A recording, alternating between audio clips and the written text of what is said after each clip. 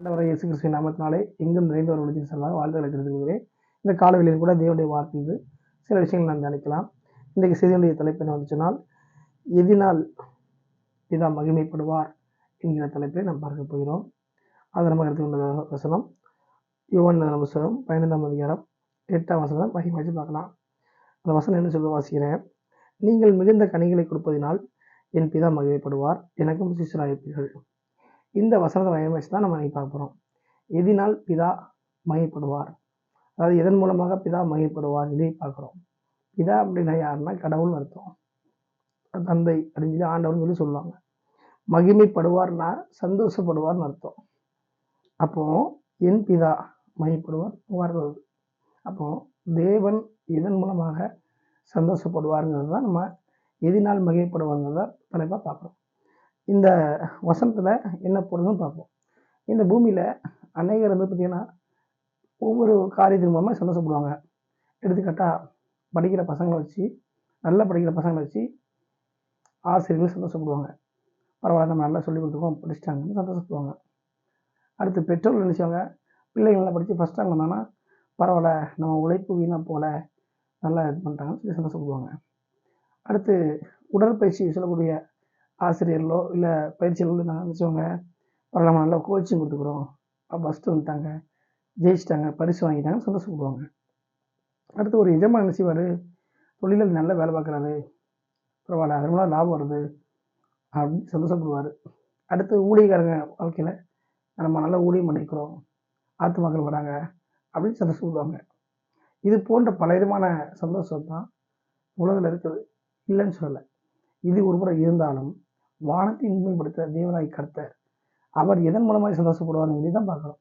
அதில் பார்க்கும்போது நீங்கள் மிகுந்த கனிகளை கொடுப்பதன் மூலமாக இதா சந்தோஷப்படுவார் அப்படின்னு பார்க்குறோம்.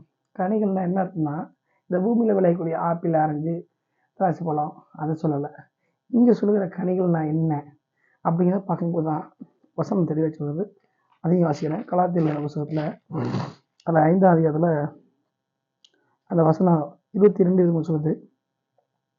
என்ன போட்டுருக்குன்னா, ஆவியின் கனியோ அன்பு, சந்தோஷம், சமாதானம், நீடிய பொறுமை, தயவு, நற்குணம், விசுவாசம், சாந்தம், இச்சையடக்கம், இப்படிப்பட்டவர்களுக்கு ஒரு மனப்பிரமாணம் ஒன்றும் இல்லை அப்படின்னு சொல்லி இதில் போட்டிருக்குது. அப்போ மிகுந்த கனிகள் அப்படின்னா என்னது? அன்பு, தேவ அன்பு, சந்தோஷம், சமாதானம், நீடிய பொறுமை, தயவு, நல்ல குணம், விசுவாசம், சாந்தம், இச்சையடக்கம், இது போன்ற உயர்ந்த பண்புகள், குணாதிசயங்களை தான் அங்கே கனிகள் சொல்லி எங்கள் ஆண்டவர் சொல்வார். அப்போ இயேசு கிறிஸ்துவை ஏற்றுக்கொள்கிற ஒவ்வொரு மனுஷனும் இப்படிப்பட்ட கனிகளை, சுபாவங்களை அவங்க பெற்றுக்கொண்டு இருக்கிறாங்க, பெற்றுக்கொள்ளணும், அதை வெளிப்படுத்தணும். அப்படி வெளிப்படுத்துகிறது தான் மிகுந்த கனிகளை கொடுப்பது அர்த்தம். அப்படி மிகுந்த கனிகளை கொடுப்பதன் மூலமாக தான் தேவ ஐக்கியத்தால் சந்தோஷப்பட்டு மகிமைப்படுவார். இன்னைக்கு நாம் அப்படி இருக்கிறோமா? நாம் அப்படி சந்தோஷப்படுத்துகிறோமா?